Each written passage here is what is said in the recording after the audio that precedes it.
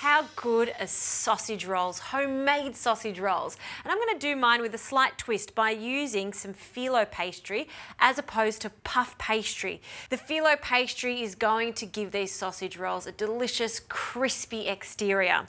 Now, first up, we need to get our filling done. So I'm going to heat a pan on a medium to high heat, and I'll add a generous splash of extra virgin olive oil along with some butter. I've been melting a generous amount of butter over here because I do need it for my Phyllo pastry later, but for now, just 1 tablespoon of this melted butter into the pan.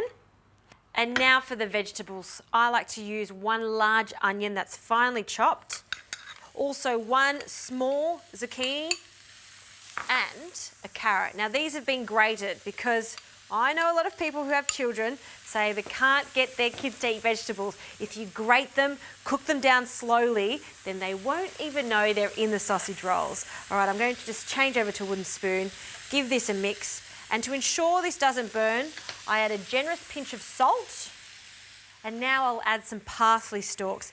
Parsley stalks have so much flavour in it and we always throw it out. If you finely chop it, just like I'm doing, it will give this some extra flavour. I'm also going to use the leaves, but I won't cook the leaves. I want to keep them raw. So just halfway up the parsley bunch, and then the leaves just roughly chop as I'm doing here, and we'll add that to the mince. So stalks into our vegetables. And we'll stir that. Right, now we can add these parsley leaves to our meat.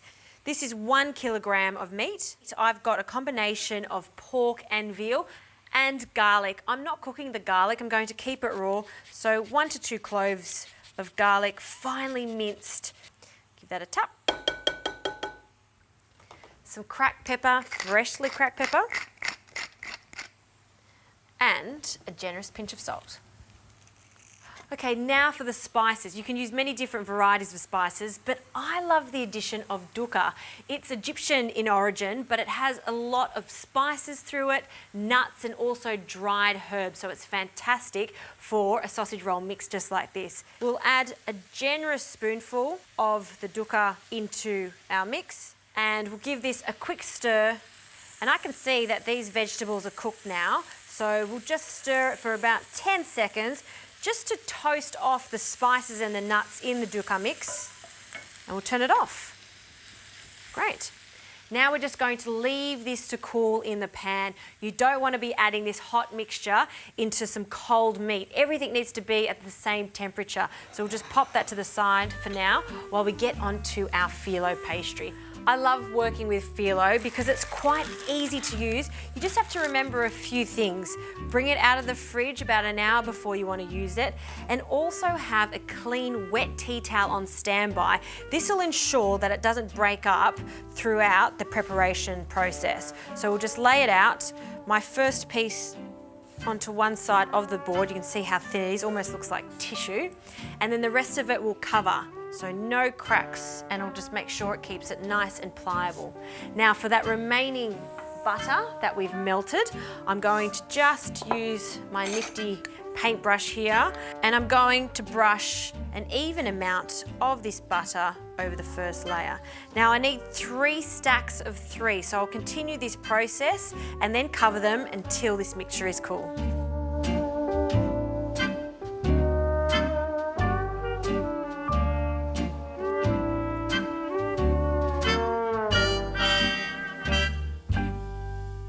Okay, this mixture has cooled down nicely and we've got our 3 stacks of phyllo buttered. We can add this softened mixture to our meat mix. Scraping down the edges, I want all of that oil and butter. It smells so good because of that dukkha mixture.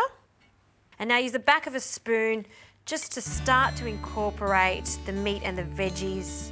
And then the best way to do this is to use your hands and squish everything together until it's well combined.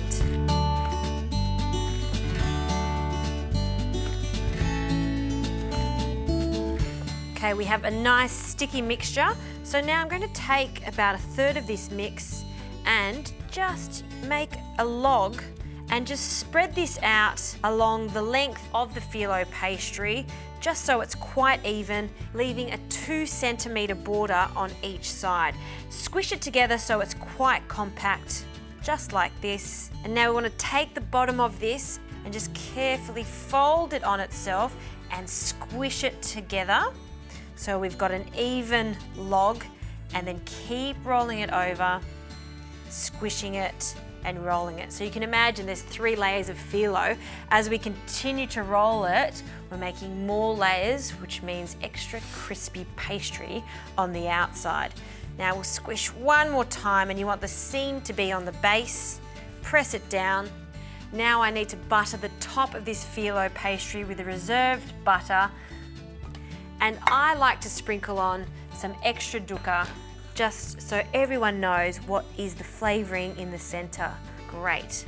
Now I'm going to cut these into sausage rolls. You can make them large sausage rolls or smaller sausage rolls. I'm going to make mine about 5 centimetres long. I'm going to place them onto a tray that's been lined with some baking paper, and then these go into the oven. They're going to cook at 180 degrees for about 25 minutes or until they're golden brown on the outside.